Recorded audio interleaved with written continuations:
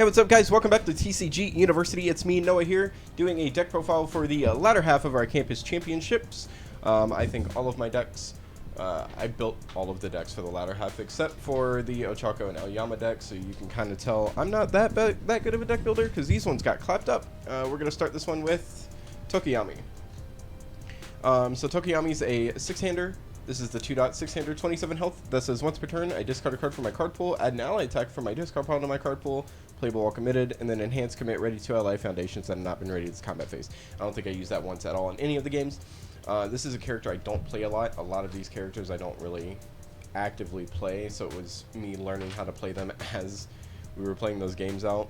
We're going to start off plain and simple with 4 copies of Summoning Dark Shadow. I think this card is very important to want to play in Tokoyami, especially the first one, but 2-dot can also play it just as well. The ability to give your attacks 1 speed, 1 damage, and to make your next check +3 by committing your character is super sick. You can use it for blocking situations, you can use it to keep on your attacks. It's all around just a generally good card. It's also an ally card that a later foundation can also pick up for you in case you want this for your attack turn. We played 3 copies of Cavalry Chariot Advance. Don't think I ever felt like I needed to play this card, but it is an ally card, and this deck is supposed to run with allies a lot more. So this card says that it gives all of your attacks, all of your other attacks, +1 speed while it's in card pool, and then you can enhance your next attack gets 2 damage, and if this is blocked, your next check to play an attack gets +1, which is pretty cool. I just never played this card. This one's almost self-explanatory. We play 3 copies of Chrono Frog Takedown. Now, ratios may be a little weird compared to what other people would play, but I was trying to fit in as much as possible that made sense. Also, just so I can test out what characters I like to play and whatnot. So Chrono Frog Takedown is super simple. It's an enhance. It doesn't count towards progressive difficulty for the rest of the turn, so it's essentially just a free card in your card pool. And then Sue and Tokoyami enhance. You can ready a card in your staging area that has not been ready to the combat phase. So theoretically, if you play this with the character, you can ready 3 cards to continue your attacks on, because Summoning Dark Shadow does clog up your card pool just a bit, unless you're playing Dark Shadow Ruin. Enhance action cards in your card pool do not count towards progressive difficulty for the rest of the turn. Enhance, if this attack has received a speed and damage bonus, it gets 3 damage and stun 1. The main goal of this is just so your Summon Dark Shadows don't count towards progressive, and all of your attacks get that 1/1 bonus from each copy that's in there. We play 4 copies of Dark Shadow Dive. My bad. I actually like this card a lot. As you can see in the game against Momo, I religiously wanted to put this on board just to kind of make the checks a little bit risky for some of the foundations, because that character loves their foundations. Static, while this card's in your card pool, your rivals check to play foundations, get -1. Enhance, commit a foundation, this attack gets +2 speed and +1 damage. Again, this is a character I haven't played. This card is very good with this character, especially because the character is allowed to restand too, so you essentially lose no value on the next attack or even this attack, depending.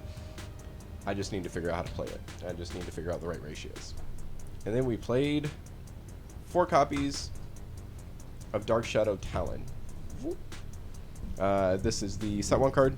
Action cards in your, or add an action card from your discard pile to your card pool, so you get 2 chances, both with the character and with Dark Shadow Talon, to put a card into your card pool that you would like, usually being Summon Dark Shadow for 2/2 at that point. And then Deadlock, enhance, your rival loses 1 health for each ally card in your card pool, which is cool, it just never gets used. Moving on to the foundations, we played 2 copies of Into the Typhoon. Pretty self-explanatory, it's just a free block, and the block mod's also generally good on it. We played 3 copies of League Interview. Probably should have done 4 just because it's a 6 check. It also guarantees that my first attack I play always passes, and the response flip, after I make a check to block, that check gets +1, which is also super handy. We play 4 copies of Cool Student. I think this was being used just a bit.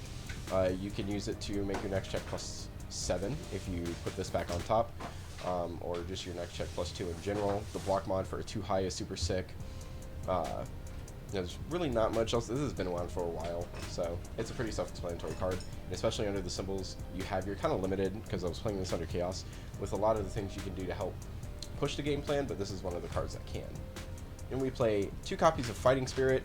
You guys will probably see, if you watch the Tokoyami versus Momo game, I realized that Fighting Spirit was actually kind of a cool card because of the ability to shut down Court Creation.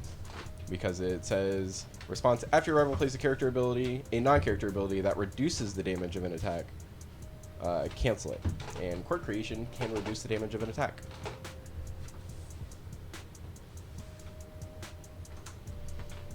Two copies of Graceful Maneuvers, probably should have put more in depending. It's just a generic 2-speed for commit 1 or 2-speed -1 extra for each card in your card pool. So on later, more extensive lines of attacks that you're dealing with, so more extensive block streams, I would guess, if you want to put it in those terms, this card is just overall one of your best options to fight out of it. Two copies of Back to Back. We play a lot of ally cards, and we can put an ally card into our card pool, so this card just says that if I needed to, if I see it, I can give any attack -3 damage by just flipping it.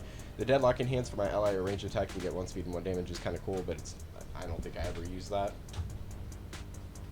Two copies of Resting Between Bouts. I initially did not want to put this card in the deck. I didn't think it was worth it, maybe because of the response to make a check to play a foundation. The check gets +2, but then I remembered that the Enhance is actually pretty cool, and I think I used it maybe once to destroy an ally card from your card pool to your hand, so I could essentially either line up another attack for me to pick up and or pick up the Dark Shadow Dive and use it again to block, which I think is what I did. We played 3 copies of Villains Defeated. This card's super sick in any deck that can play it. Respond flip after discarding Respond flip after you discard any number of cards to your rival's effect. You draw 1, play ball while committed. Or respond flip after your rival's block attack resolves. Remove it, gain 2 health. So the whole thing is just so you can gain health and remove attacks. 2 copies of Confused, just because it can remove cards. Also, it allows you to get rid of powerful stun depending. I think there were a few instances where I just wasn't able to use it as efficiently, but I think this is also a very good card you want to put in any deck that can play its symbols. Probably one of my favorite cards in this is going to be Clever Distraction, just for the -2 speed on a flip for a high or low, which are usually the attacks that really hit you in the gut, or high or low attacks. Everybody can block a mid.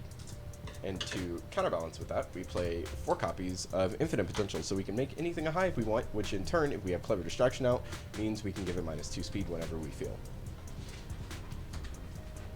We played 2 copies of Training with Gunhead. Enhance the check to play this attack was modified by an effect, gets +1 speed, which is really good because you know what modifies my checks? Summon Dark Shadow.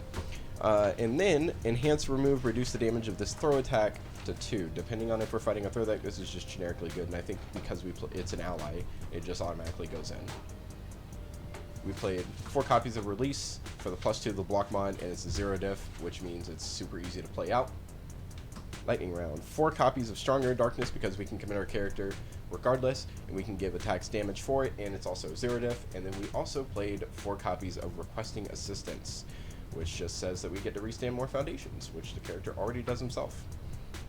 All in all, I do like the idea of the Tokoyami deck. I haven't figured out how to play it myself, but this Campus Championship is a great way for people to see builds for decks, go off of those, or just kind of, you know, add their own flavor, whatever. It's just to kind of expose the character in the deck that people generally wouldn't want to play. I definitely didn't want to play Tokoyami 2. I think he's super cool. I'd like to try and pick him up again and refine the deck, but other than that, it didn't do as well as I wanted it to. Thanks for watching. Check out the other content we have on the channel, and as James would always say, stay learned.